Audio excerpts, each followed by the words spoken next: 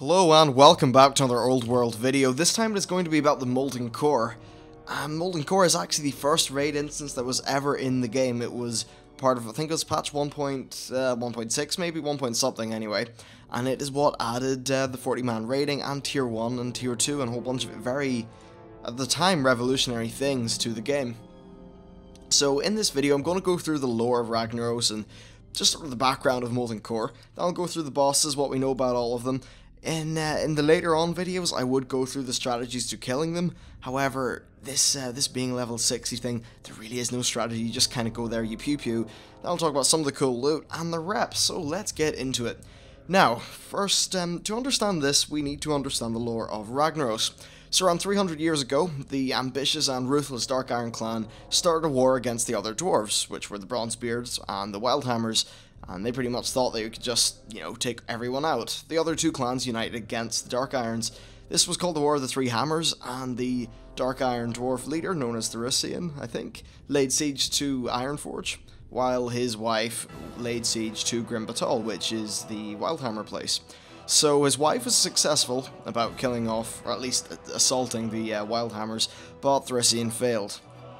The Bronzebeards repelled his attack and quickly dispatched aid to the Wildhammers, meaning that pretty much the Dark Iron's fortunes completely turned on them, and they were pushed back to their city, the Dark Iron Dwarven home. So Thracian pretty much needed a little bit of an ace, a wild card, something up his sleeve, and he thought, well, how about we summon Ragnaros? So things didn't really work out that well for him. He tried to summon Ragnaros, and well, Ragnaros was a little bit pissy, as Fire Lords tend to be. His apocalyptic rebirth pretty much shattered the Red Ridge Mountains, creating a volcano at the center, which is what's now known as Blackrock Mountain, and it's pretty much now called the Searing Gorge and the Burning Steppes. So Thracian was very thoroughly dead, very, very dead in fact, but his surviving Dark Iron buddies were of course all enslaved by Ragnaros, because again, he's a Fire Lord, he's a bit of a douche. So many of the Dark Irons live in the bottom of the mountain, especially in BRD, and they pretty much just go and do whatever the hell Ragnaros and his lieutenants tell them, and they pretty much worship Ragnaros as a god. Now this is, of course, in the timeline of Vanilla. Some of the Dark Irons have, of course, allied with the Council Three Hammers and all that stuff. So, basically, the Dark Irons were captured, essentially by Ragnaros, but the other two clans were free. Now, after witnessing the absolute ridiculous crap that went on here, the other dwarves, the Bronzebeards and the Wildhammers, decided to halt their army and just thought they'd go back home, have a few things of ale, and leave it to another day. In fact, they left it over 300 years and they still hadn't done anything about it. So now Ragnaros is just chilling out at the bottom of a volcano, striving to find a way back to the elemental plane, which is of course where he has all his power. And meanwhile, in the actual elemental plane, in the Firelands, as you may know from Cataclysm, his princes were pretty much battling and stuff like that. So pretty much one of his big plans was to make a unstoppable army of golems to conquer the whole of Blackrock Mountain, do a bunch of things, and get himself back to his elemental home. So that takes us to Molten Core. It is the place where he was summoned, and in order to unlock Ragnaros, you need to kill every boss until you unlock Majordomo Exodus, I think. And then after you defeat him, that will in turn unlock Ragnaros. So the first boss is Lucifer, and the lore about him is that he rose his way up the Flame Walkers, who are those crazy fire dudes, to the point where he is the guy who gets to carry around all the epics, meaning we have to kill him, and he's located right in front of Magda Mar. You just take, I believe, a left as you go in. Now you face him and his two guards at level 90. It is an extremely easy solo. Next we have Magda Mar. So the lore about him is that while Ragnaros was imprisoned in the elemental plane, the Fire Lord would feed the remains of his captured enemies into the eagerly awaiting twin maws of Magda Mar. So he was a pretty hungry guy, and he got pretty loyal, pretty strong, and now he's, well, quite angry. Of course, we're level 90, and he can pretty much be 2-3 shot. Very simple. Next we have Gehennas. He's pretty much the same as Lucifer, another Firewalker dude, easy kill. After that we have Gara. Gara is actually involved in a little bit more story. He is one of the lieutenants of Ragnaros, and he carried out the betrayal of Lord Thunderan, who is the Prince of Air, and is known as the Windseeker. Now you may know his weapon, it's one of the legendaries in the game called Thunder Fury, Blessed Blade of the Windseeker.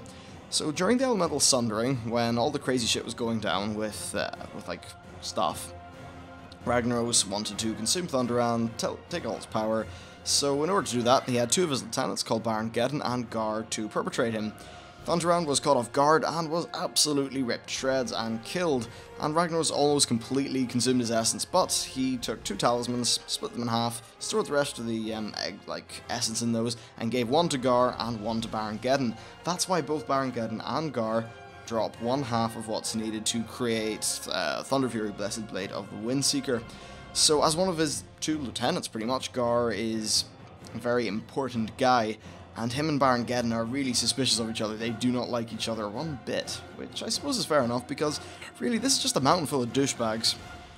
I mean, the north, or the top of it, friggin' Netherian, at the bottom, Ragnaros, no one's really that happy. Next up we have Baron Geddon, and well, his story was pretty much covered above. Another thing about him, though, is that he's actually in Cataclysm. I think you kill him or you send him back to the Elemental Plane. So after him we have Sha Zora, something like that, who is yet another one of these Flamewalker dudes, and he's basically a mage. Once again, ultra simple kill. After that we have Sulfuron Harbinger. He is one of the most favoured of the Lower Walkers. Lower Walkers? No, Flamewalkers. And he is pretty much just the Herald of Ragnaros. He is one of his, not right-hand men, but very high-up lieutenants. And he commands pretty much all of the Flamewalkers. He's the big head honcho, and he answers only to Executus, who is really the ultra head honcho, and he's really your man Ragnaros' second in command. So these Flamewalker guys, they all really have it in for each other. When I look around here, like, the lore about them is they all pretty much want to kill each other. So Game of Thrones Molten Core Edition never happened, but hey, it could have been a thing. And next up we have Gollum. He's just a big old ogre. Or not ogre, giant. He's very boring. Very easy fight. Just go kill him. And after that we have Majordomo Exodus.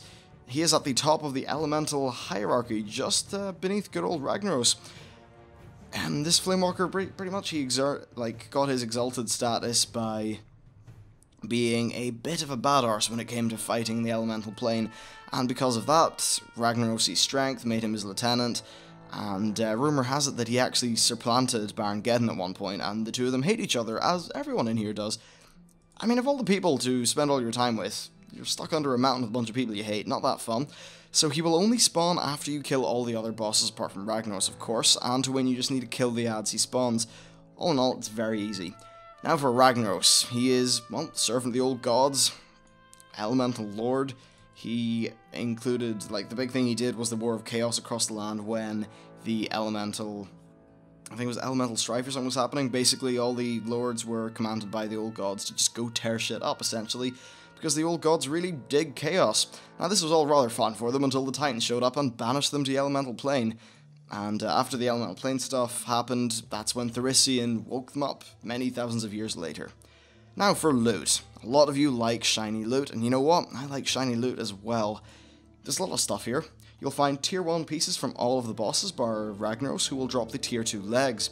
You can also get the bindings of Gar and Geddon, which will eventually allow you to get the quest to make Thunder Fury Blessed Blade of the Windseeker. It will definitely take you quite a while though, because these have got very, very low drop rates. Blacksmiths who can make the Sulfuron Hammer can combine the Eye of Sulphurus, which is a 3% rate of Ragnaros, to make the legendary hammer.